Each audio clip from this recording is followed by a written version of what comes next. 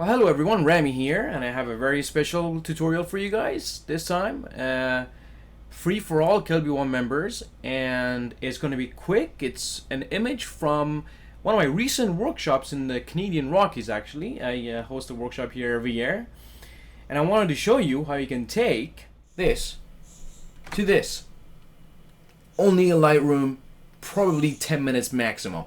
Now, I don't like to share presets because there's no presets for things like this. This is all localized adjustments. And we're going to use Lightroom to its fullest capabilities, basically to get the shot from here to here. And it's going to be amazing. You're going to be using these techniques on your own images, and you're going to take your photos to the next level in just a few clicks. So let's just get started. Let's reset everything. And I'm going to go to, the first thing I do is lens correction, go to profile and remove chromatic aberration, enable profiles correction like that, and that's it. Then what I'm going to do is I'm going to go to the basic and bring my temperature up to where it was mostly, you know, something like that. That's really what the reality was around there. So you get a little bit of nice color coming in, we got a reflection, everything looks great, but I see a lot of hot spots over here. So bring the highlights all the way down to take care of that. We'll bring the shadows all the way up. I know it sounds weird, but I'm going to go to the tone curves and make sure that it's on linear and bring the midpoint down. And that just takes care of the whole thing. I love using the tone curve. Tone curve is really beautiful. I love what it's doing to the image right already. There's that. Now, let's get into our localized adjustments. Let's do this a little bit of split toning. Bring the saturation all the way up, balance all the way down for now. And we're going to pick a color that matched our sky. Like that. Okay? Now, I'm going to go to the HSL section. I'm going to go to the saturation, or the hue, I'm sorry, blues. And I'm going to bring the blues, I'm going to change the tone of the blues towards more of a magenta. Just like that. And then I'm going to go to basic and give it a bit of a magenta tint. Not too much, just a little bit. Just like that. For now. So, we've done tone curve, we've done split toning, and it's starting to look good, but there's a lot more we're going to be doing to this. Let's do a graduated filter for the foreground, and let's do another one for the sky. One for the foreground, like that, from the bottom up. Just around there. Okay, and then we're gonna hit done. I'm gonna do another filter for the sky like that. And for the sky, we're gonna have to, because we have a mountain here, we're gonna have to use our luminance range mask, show the luminance mask, bring the range into the highlights only, so it's not affecting the actual mountain ridges. So we can see in the reds that it's only affecting the sky, and we're gonna do that and close it. Done.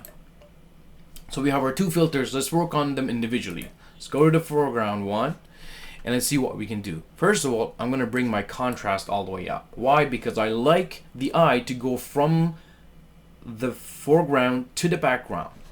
This is the key here. You want to bring the contrast all the way up.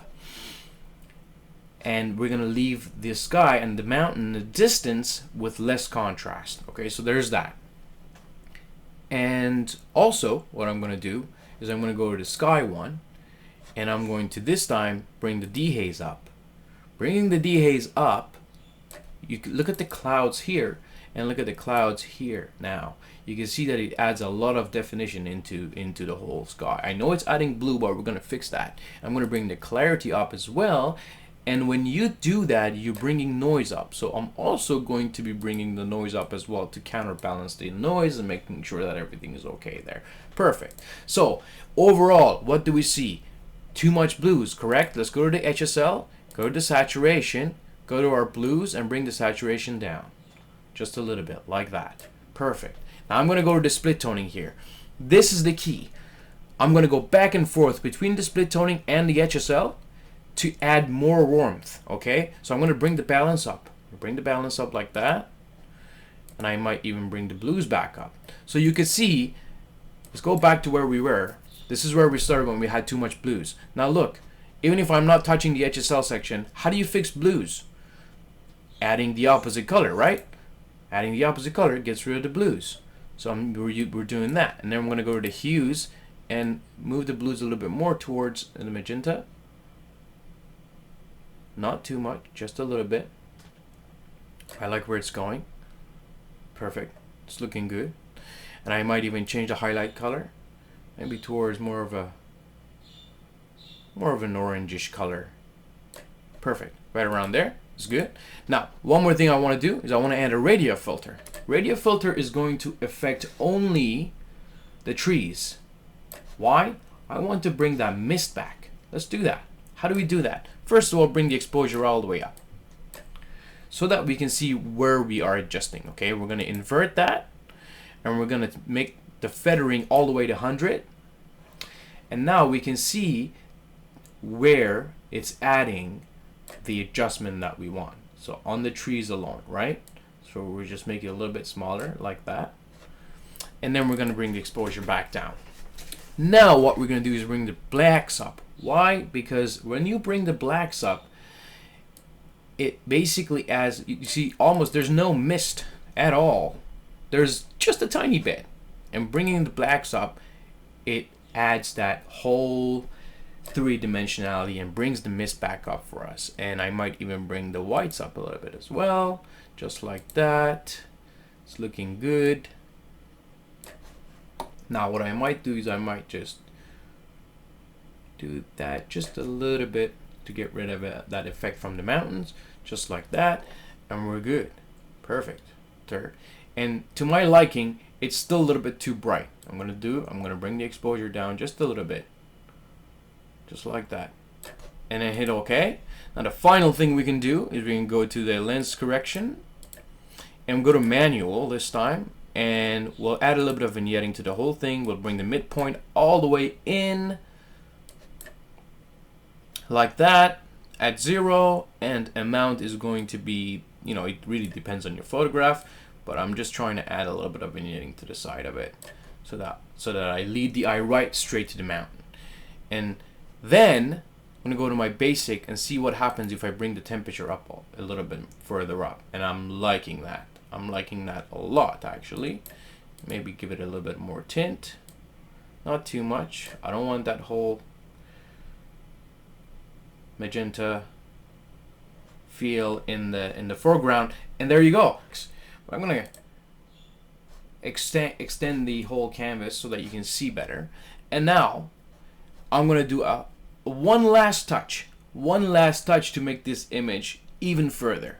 Now, what I love usually in Photoshop to do is an Norton effect. Now, what I found is that in Lightroom with the new texture slider, you can sort of imitate that effect. And the way you do it is very easy. You bring the clarity up, and then you bring the texture down.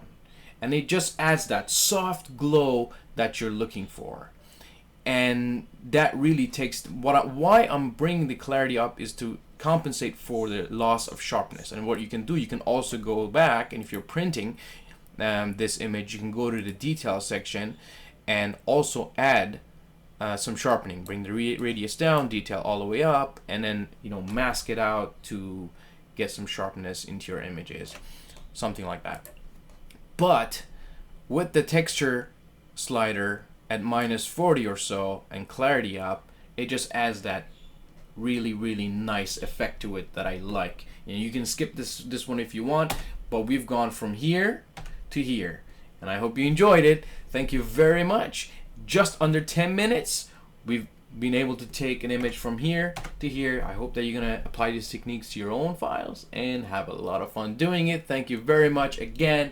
I actually have a special right now going on for the Kelbyone members, $500 off for my Rockies tour, which is coming up in January. And if you wanted to contact me through rammyk.com, RAMMYK.com, it's going to be a blast. See you guys in the field.